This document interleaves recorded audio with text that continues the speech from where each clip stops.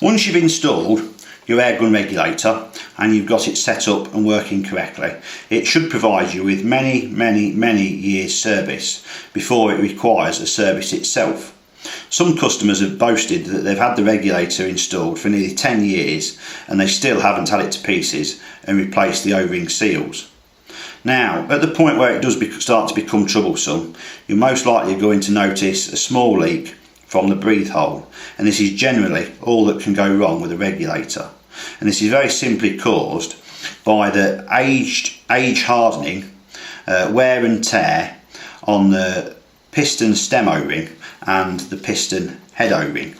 although there is also a chance that it could develop a leak past one of the body case seals, again just due to age hardening.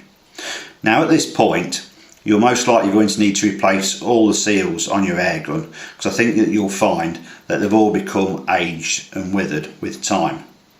Now, in regards to the regulator, there's a video on this channel which shows you how to fully strip and service and reassemble the regulator. But in this video I'm just going to show you two quick tips. One, before you take the regulator to pieces, and two, for when you've fully resurfaced it and assembled it. So to start with, the first tip is taking into account that you aren't necessarily the person that's installed this regulator, and you might have bought one second hand or bought a rifle with one installed that's been in there for many years, and so you don't know how the regulator's been adjusted to start with. And so before you take it to pieces, you need to take special note of where the red dimple or depression is on the back of the pressure adjuster screw. On this one it's still in line with the slot in the front of the body case, but this isn't necessarily going to be the case on your regulator, because many people adjust the pressure of the regulator up or down slightly to get it to work perfectly in their gun. So the first thing is, make sure that you mark the case wherever the red dot is. So if it's not in line with the slot in the body case, put another mark on the case itself. And the next thing is, measure the depth to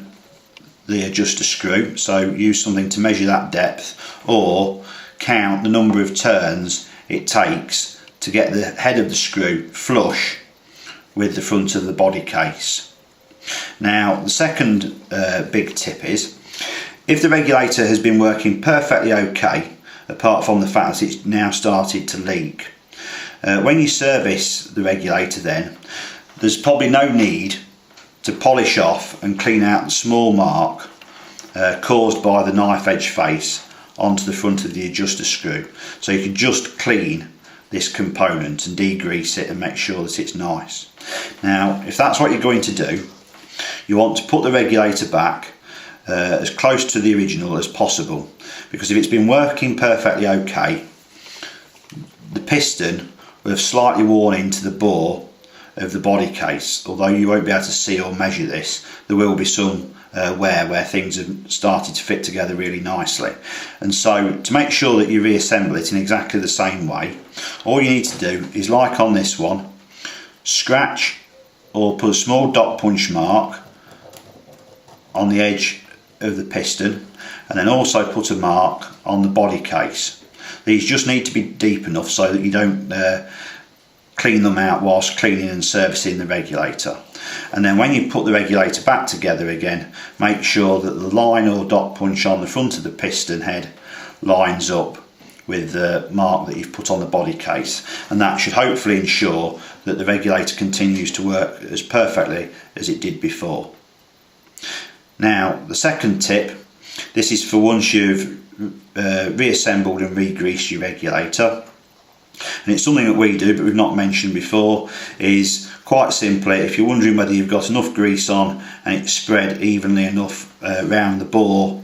of the body case, it's quite simple, and all you need to do is put a 5mm thread,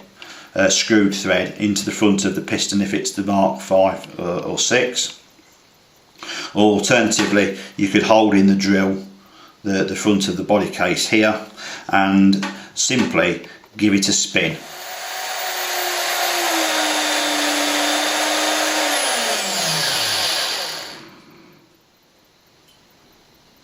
and that should have distributed the grease nicely and evenly around the inside of the piston bore.